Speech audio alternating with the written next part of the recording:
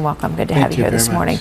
Much. Some people look at even that, the response, and say, you sort of chuckled at the end that you're somehow making light of this, that your reaction has been insensitive to these victims. At the silly reporters, at not being able to understand such a simple concept as, if you know somebody's going to kill you, and they're going to sit there and systematically kill you one by one, why would you sit there and wait for them to do that? But see, some people hear that and they say, these poor victims, they did the best they could, and that it sounds. I understand what you're trying to say underneath, but the problem sometimes is the way it comes across, and it's something that you've run into time and time again with the comment on Muslims being president and some other things. So how do you deal with that part of the equation? Because you have to keep cleaning up these comments. Well, I don't deal with it, to be honest with you, because we're living in a culture now where you have a group of people who just sit there. They don't try to listen to what you're saying.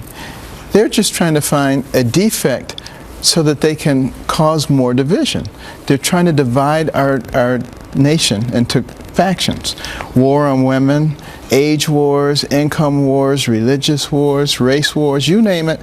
Anytime there's an opportunity to drive wedges in, I actually believe that American people are smarter than that, and they're not going to allow themselves to be manipulated as much as they have in the past. I believe they're waking up, quite frankly. But does it bother you that I understand what you're saying, but does it bother you that you're spending time, you're doing it again here right now, sort of, saying, oh, well, here's what I meant to say. As a candidate, do you need to get better at saying what you mean?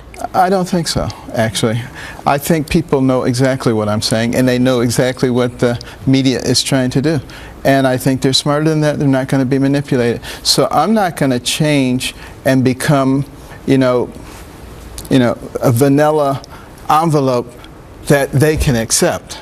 They're never going to accept me because I don't believe in political correctness. So I can twist myself into pretzels trying to fit into their silly little box, or I can be who I am. Okay. And we need people who are willing to stand up and talk what's logical right now. So we've talked about the appearance of your comments. Now I want to talk about the